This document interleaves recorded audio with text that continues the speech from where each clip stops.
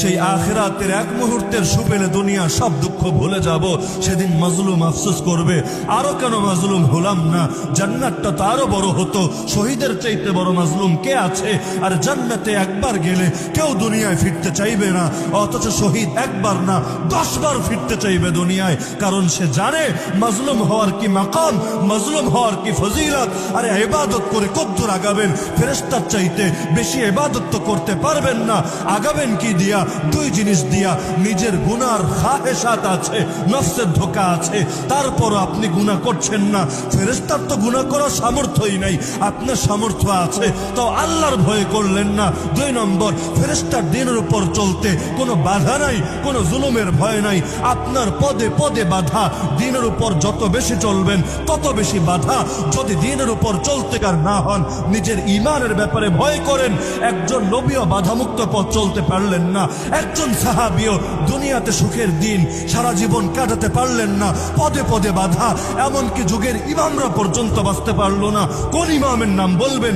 ইমাম আবু হানিফা, লাশ কি বের হয় নাই জেলখানা থেকে? কার নাম বলবেন?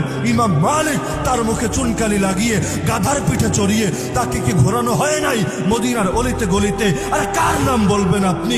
ইমাম আহমদ বিন হাম্বল, আর প্রতিদিন 70 থেকে 80টা বেত্রাঘাত করতে করতে, চাবুকের আঘাত করতে করতে পিঠের চামড়াগুলোকে, গোস্তগুলোকে কিমা বানিয়ে ফেলেছিল। 17,000 প্লাস আঘাত বুড়া বয়সে তার পিঠের উপর করা হয়েছিল। কার নাম বলবেন?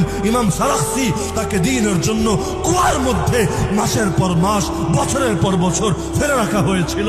বলবেন কার নাম? ইবনু তাইমিয়ার নাম, লাশ হয়ে জেলখানা থেকে বের হয়েছিল। বলবেন কার নাম? মুজাদ্দিদ আল-ফিসানির নাম, কাসিমুল উলুম ওয়াল খায়রাত কাসিম নানতাবির নাম, শাইখুল হিন্দ মাহমুদ হাসান দেওবন্দির নাম, শাইখুল আরবি ওয়াল আজম হুসাইন আহমদ মাদানির নাম, শাইখুত তাফসীর আহমদ আলী লাহোরীর নাম, হাকিমুল উম্মত মুজাদ্দিদে মিল্লাত শাহ আশরাফ আলী থানভীর নাম। কার নাম বলবেন আপনি যে কোরবানি দেয় নাই জীবনে, এমন কে আসে নাই দেশে? কার নাম বলবেন? আল্লামা জুনায়েদ বাবনগরী চলে গেছেন দুনিয়ায়। মরার আগের দিন পর্যন্ত কি পরিমাণ কষ্টে থেকেছেন এই সাল্লায় বসে টের পাবেন না। যারা তার পাশে ছিল সারা জীবন, তাদেরকে গিয়ে জিজ্ঞেস করেন কি পরিমাণ জুলুমের মধ্যে পড়েছেন, সারা জীবন কি পরিমাণ কষ্ট করেছেন। কার নাম বলবেন? শাইখুল হাদিসের নাম, মুফতি আমিনের নাম। তাদের জীবনীগুলো, তাদের যোগ্য সন্তান যারা, তাদের যোগ্য উত্তরসূরি যারা, তাদের শিষ্য যারা, ওদের কাছ থেকে গিয়ে একটাবার শুনে নেন। এদের 1000 ভাগের 1 ভাগ কোরবানি যদি আপনার উপর চাপানো হতো, হয়তো আপনার খুঁজে আর পাওয়া যেত না।